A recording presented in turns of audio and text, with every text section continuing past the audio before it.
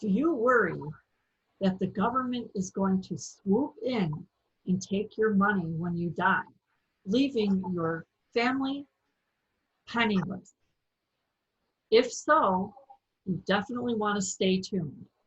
This is Ann Babiars, and this is Wait a Financial Minute, where I have retired attorney Michael A. Babiars to address this very question. Welcome to the show, Michael.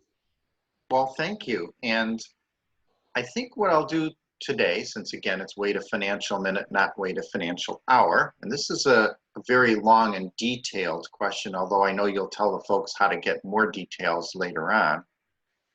But one of the most common, let's say, misconceptions is that when folks pass away, the government swoops in to take that money because their estate winds up going through some sort of court process.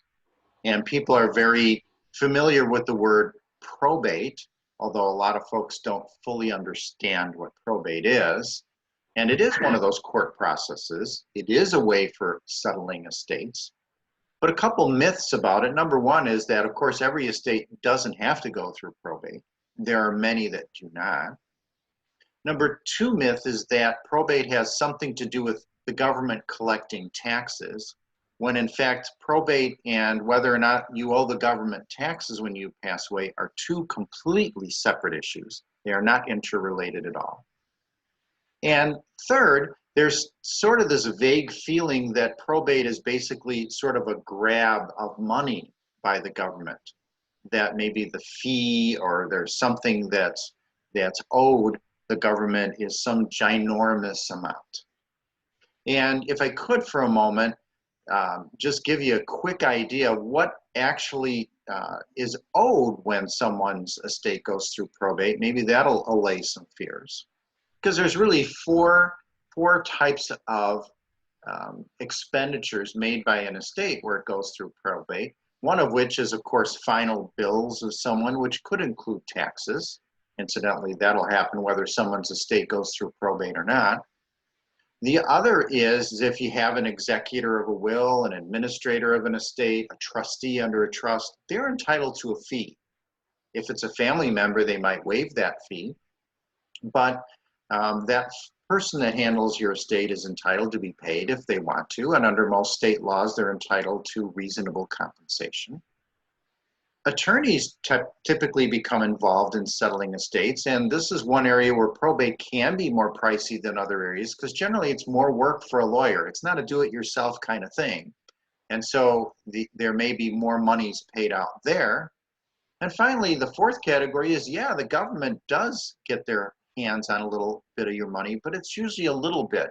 Because if your estate does wind up going through probate, there's typically a court cost of some sort, but those are in the neighborhood of several $100 maybe generally in various areas of the country. So it's not some sort of gigantic grab by the government. So, I mean, hopefully the answer to that question at least helped to maybe dispel a few myths about probate and what that process is like. Well, absolutely. And in our course, Protect Yourself and Your Assets, it goes very deeply into these issues so that people know they can walk into their attorney's office armed and not dangerous because they will armed have, with knowledge. Yes, armed with knowledge, because that is the most important thing. Preparation and planning and a little bit of knowledge can help you go a long way in protecting yourself and your assets. Well, right, and I am retired from the practice of law. I practiced for 25 years, and I did estate planning and estate administration and asset protection planning, elder law, some corporate and business stuff. And one of the things that was really made me happy was a knowledgeable client, someone that had some information, some knowledge that they brought to the table, because that made the process much more efficient on both of our ends. And it also could sometimes save the client some money. And it allowed us to go into fitting a plan to their specific needs very, very specifically and very, very seamlessly because they were an educated consumer. And again, although I no longer practice law and I don't give legal advice anymore, I've done a lot of teaching on this very topic, everything from a collegiate level on down to the course that you're speaking of that we created together for folks who want to go a little bit more in depth into these and many, many other issues about protecting their assets.